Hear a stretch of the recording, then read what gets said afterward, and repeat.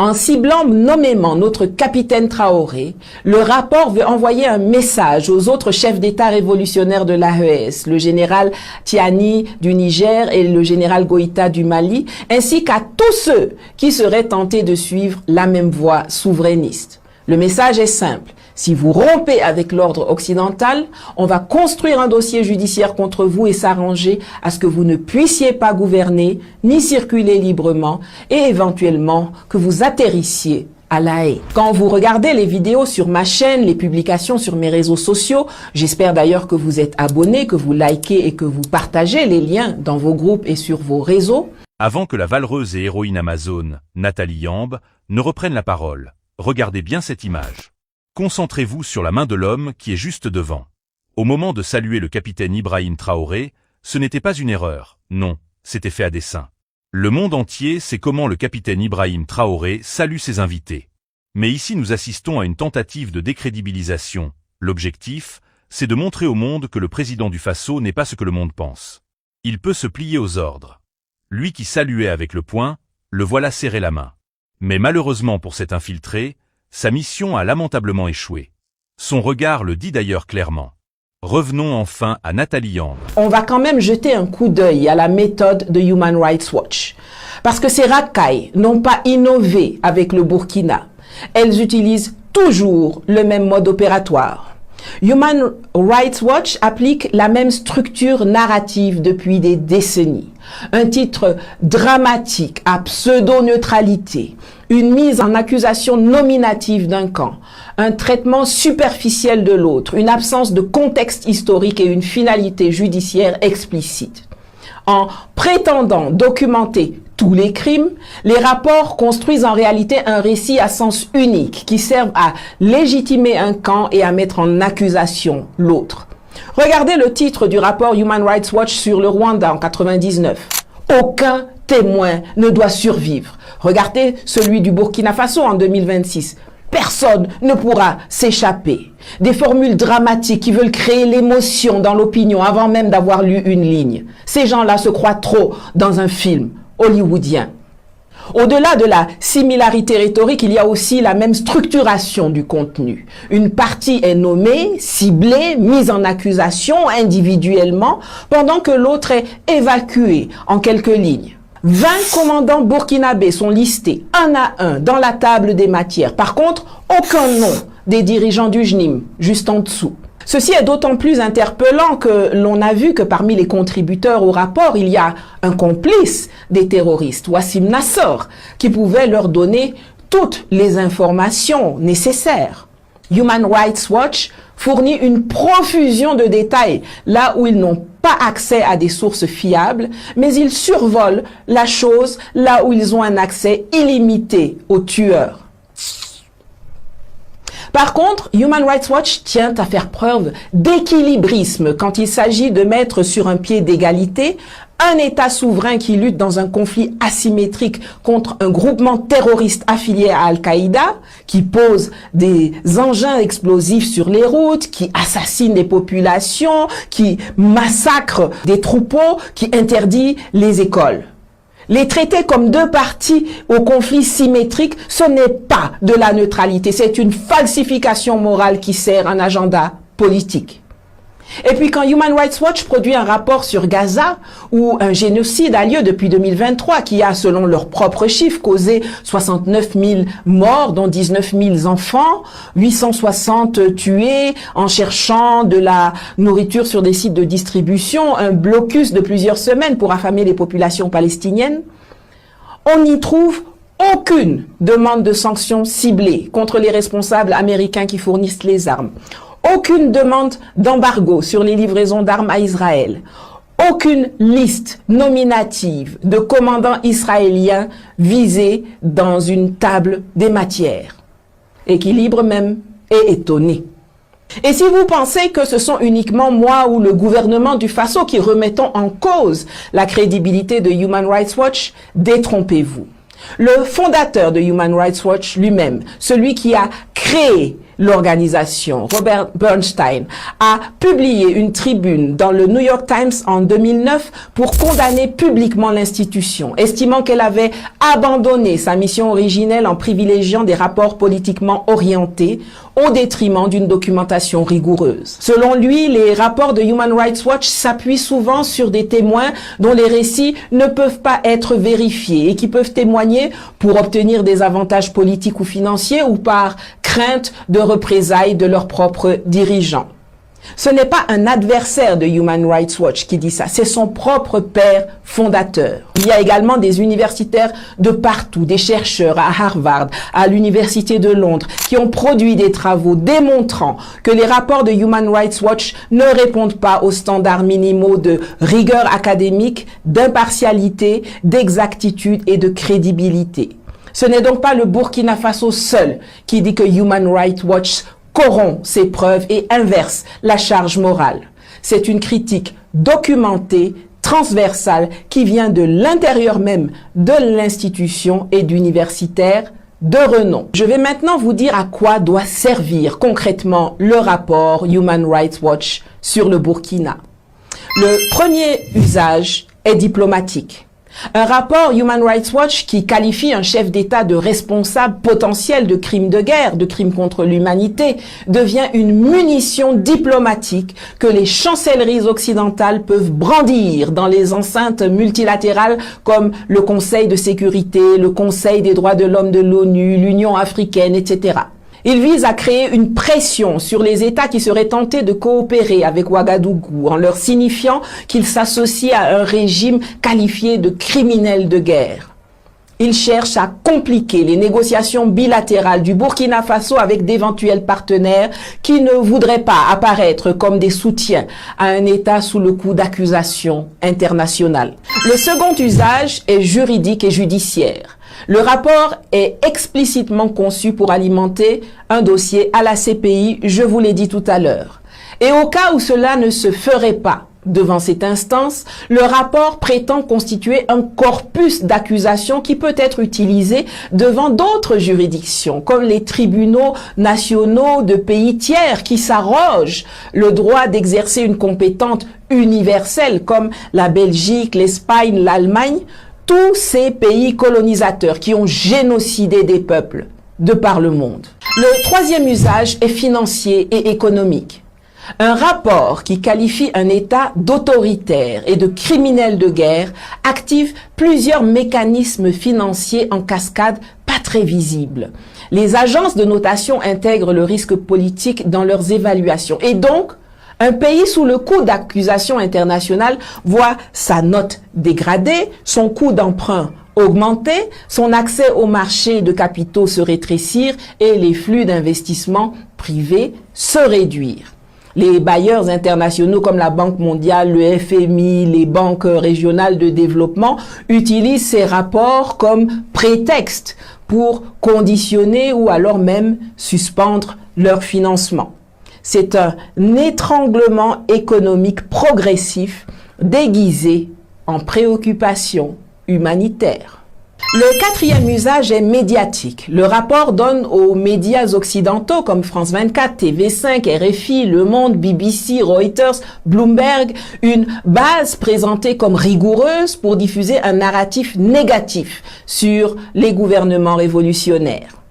Il alimente les éditoriaux, les débats, les tribunes télévisées. Il légitime des journalistes qui couvrent de façon hostile le Burkina Faso et fournit aux gouvernements occidentaux des éléments de langage pour justifier leur prise de position politique. Il nourrit aussi les réseaux sociaux de l'opposition en exil qui le brandissent comme une validation internationale de leur pseudo-combat. Le cinquième usage est le plus pernicieux selon moi. C'est celui de la déstabilisation interne à l'armée burkinabé.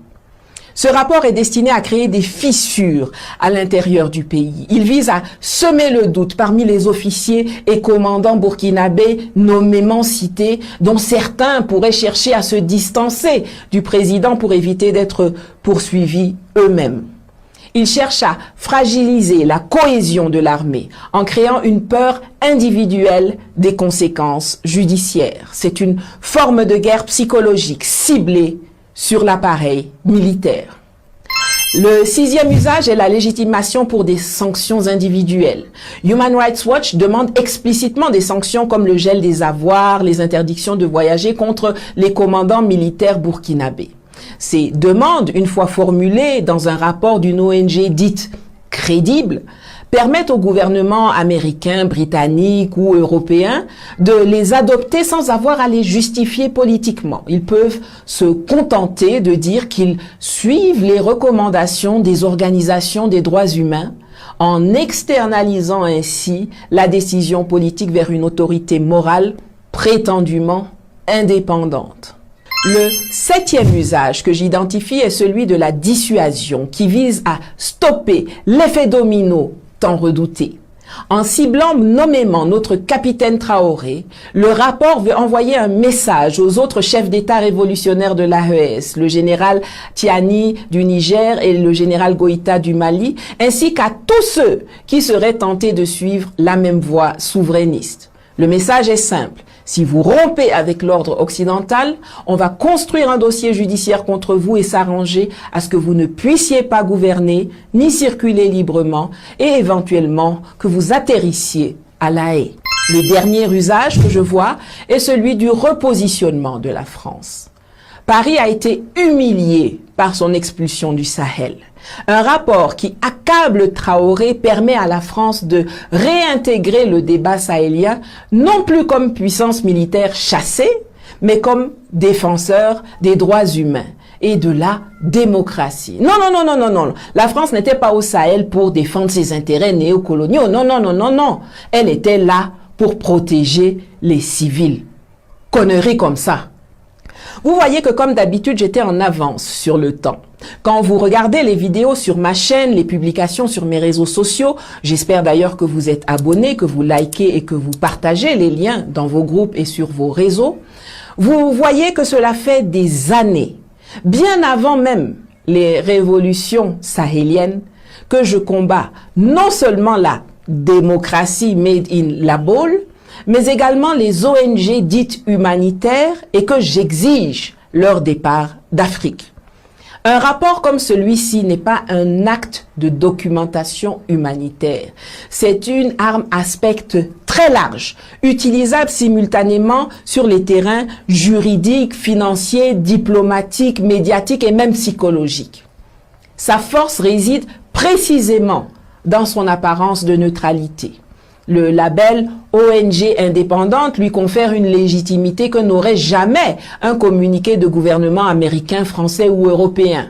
C'est la sophistication ultime du soft power occidental. Faire la guerre par des organisations qui prétendent combattre la guerre. Pas mal. Le gouvernement du Faso a produit un communiqué pour contester ce rapport. C'est bien, mais ce n'est pas suffisant, loin de là.